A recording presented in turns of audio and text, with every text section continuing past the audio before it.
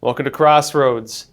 The first known survivor of live organ harvesting in China has now stepped forward.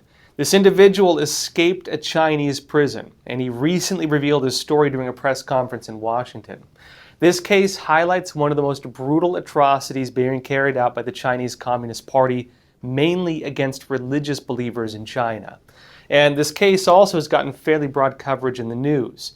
It represents a significant development in exposing the human rights abuses of the Chinese Communist Party. Now, the Diplomat said this.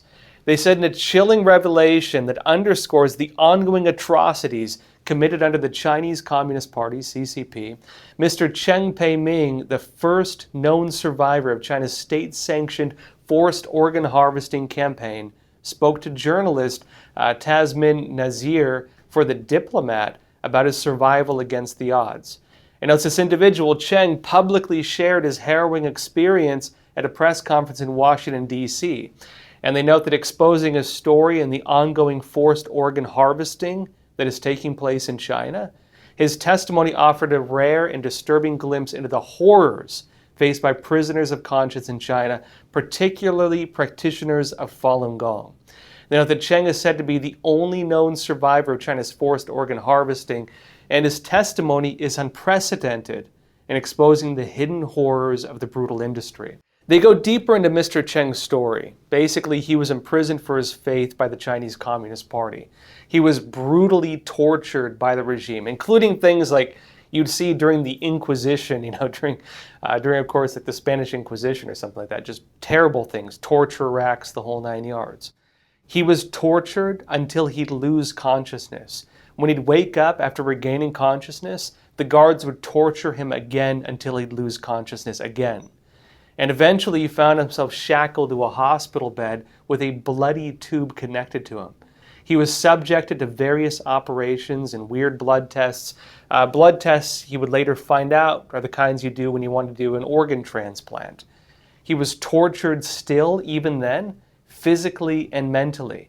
The Chinese Communist Party's agents are trying to force him to renounce his faith, and even using his family to try to pressure him. And eventually, he actually was able to escape. The story on this is very interesting.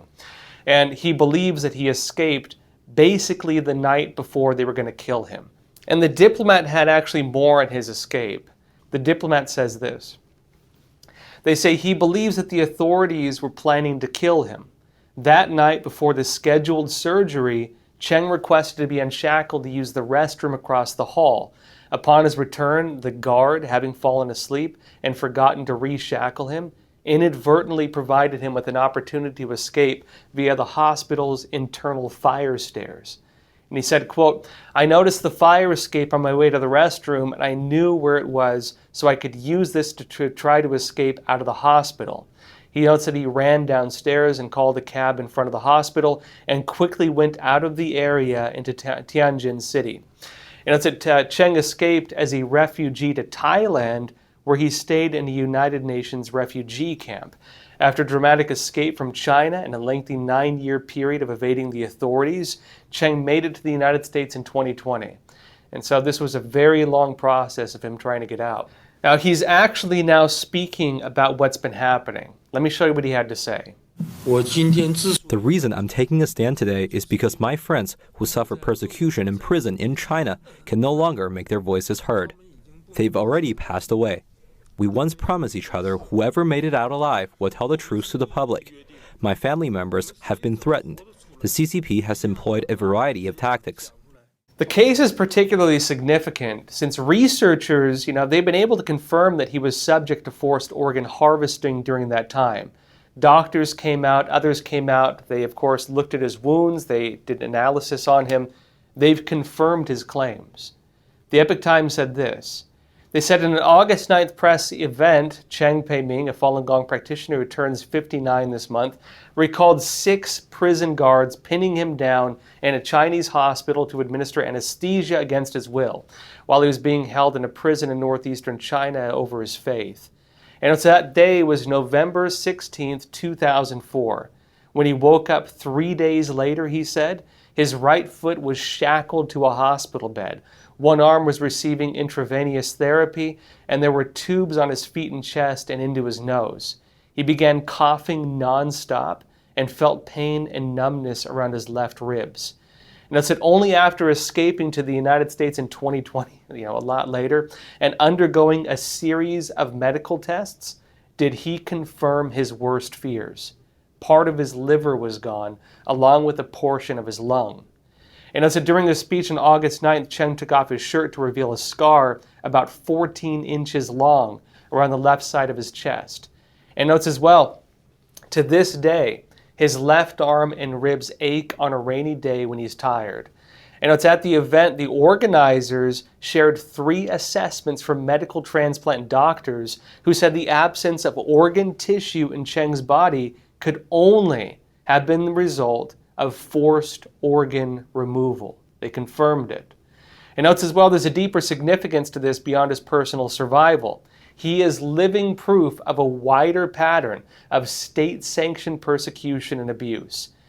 Now, it notes as well that practitioners of Falun Gong, a spiritual discipline based on the principles of truthfulness, compassion, and tolerance, have long faced the threat of forced organ harvesting as part of the Chinese regime's all-out campaign to eliminate the faith.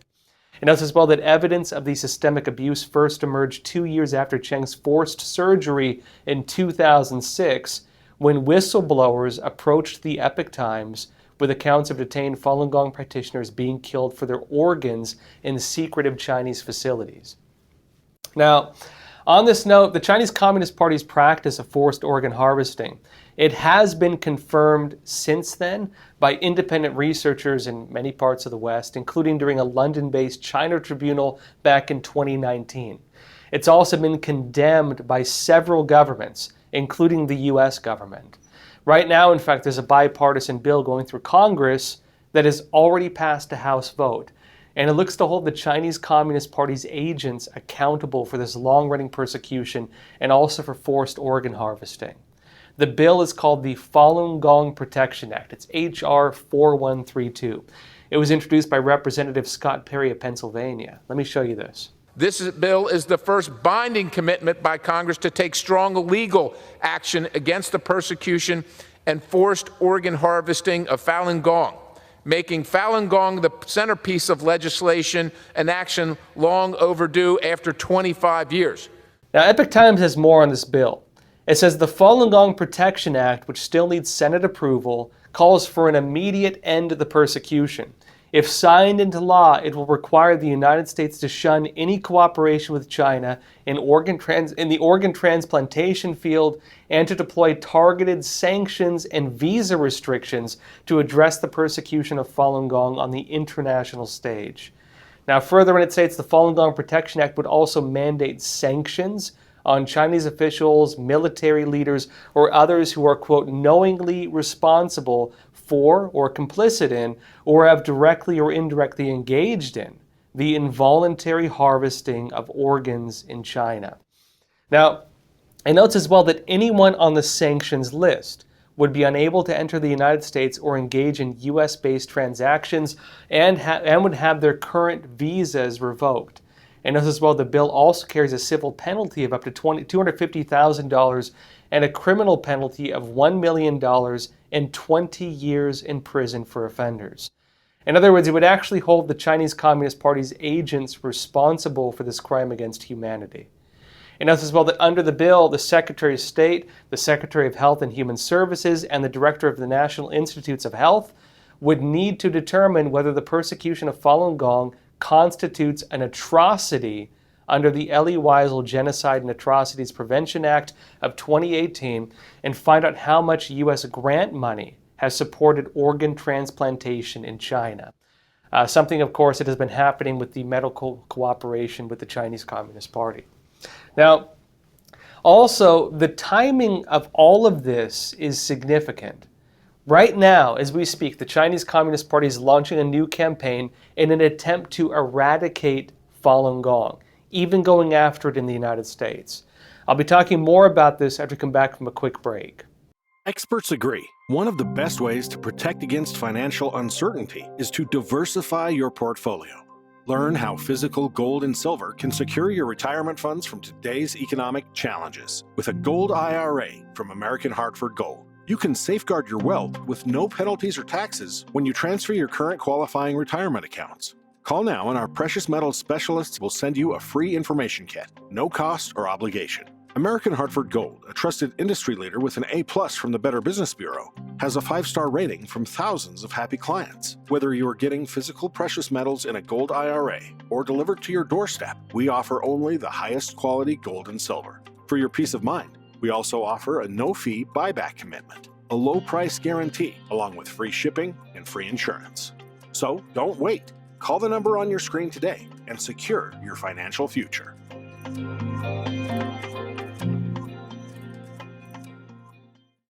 Welcome back. A man escaped a Chinese prison and recently came out to reveal what happened during a press conference in Washington. Now, he had survived an attempt by the Chinese Communist Party to harvest his organs. In fact, doctors have confirmed that parts of his lung and parts of his liver were removed through forced organ transplant. And his story now, this is the first known survivor of organ harvesting. It's getting a lot of attention in the U.S. press. And also this happens as the U.S. Congress is looking to hold the Chinese Communist Party's agents accountable for the long-running persecution and also for the forced organ harvesting of religious dissidents in China, Falun Gong being one of the main ones, also including to an extent Muslim Uyghurs and House Christians.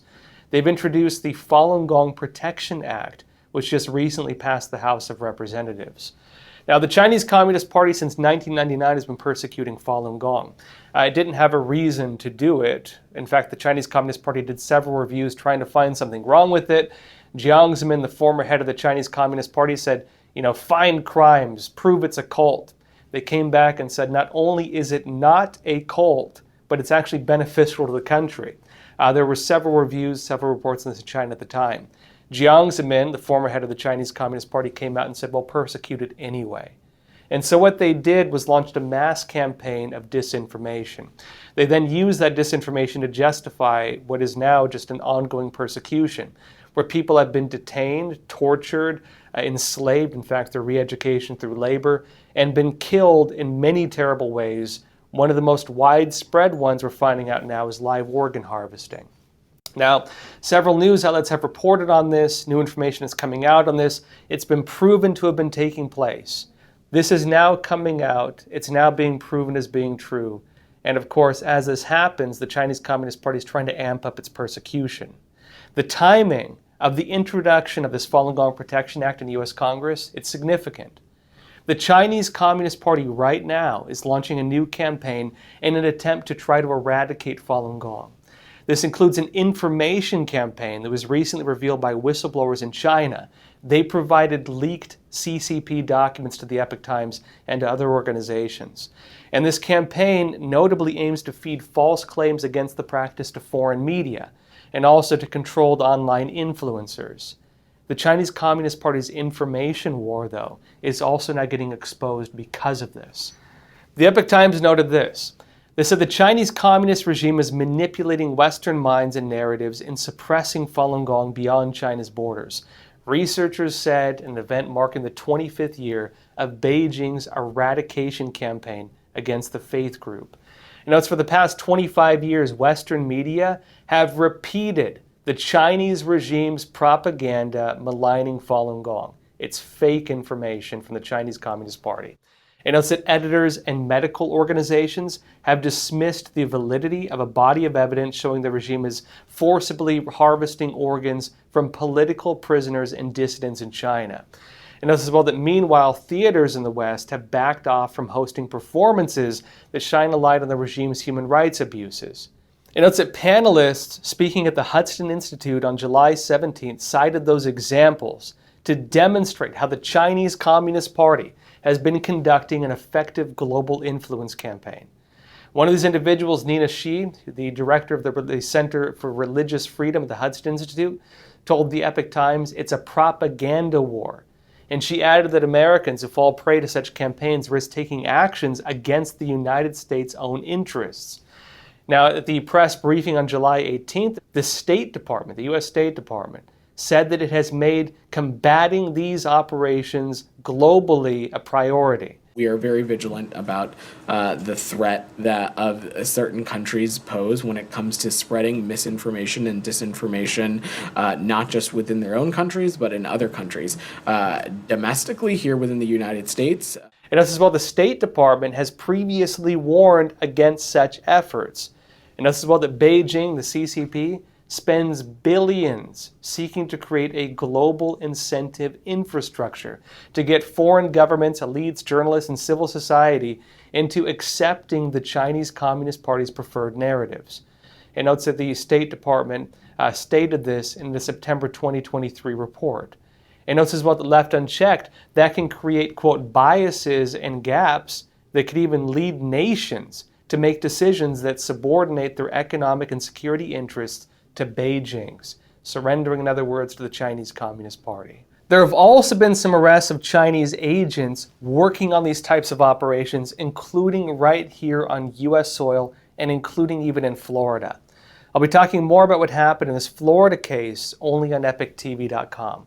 So if you're watching on YouTube, Facebook, X, Rumble, there's a link in the description below. Click on that. You'll get access to the rest of this episode, as well as our whole library of shows, our hard-hitting documentaries on things that really matter, like the Chinese Communist Party's 100-year plan to defeat the United States. The CCP is one of the biggest threats to this country. They're using things like propaganda, video games, entertainment, movies, culture, to subvert and influence the next generation. This unrestricted war against our country is one of the scariest but least understood issues of our time because it's not tangible. It's being done through soft power and ideological subversion. If you want to find out more about what the CCP is plotting against this country, watch my documentary, The Final War, the 100-year plot to defeat America. You can find the link to that in the description below, and I'll show you all the trailer before we go exclusively to EpochTV.com for the rest of this episode. I'll see you there. The greatest threat facing the United States is the CCP. The Epoch Times investigation team had studied the CCP for years, but what we uncovered was yielding evidence beyond our imagination. With Chairman Mao, with the Prime Minister, our talks have been characterized by frankness. The Clinton administration said, oh, don't worry about it. This will be a poison pill for China. China's strategic goal is to make sure that the U.S. has 4 enemies, and one of them must be a terrorist group. We are giving of our life's blood so that the Chinese Communist Party can survive and thrive.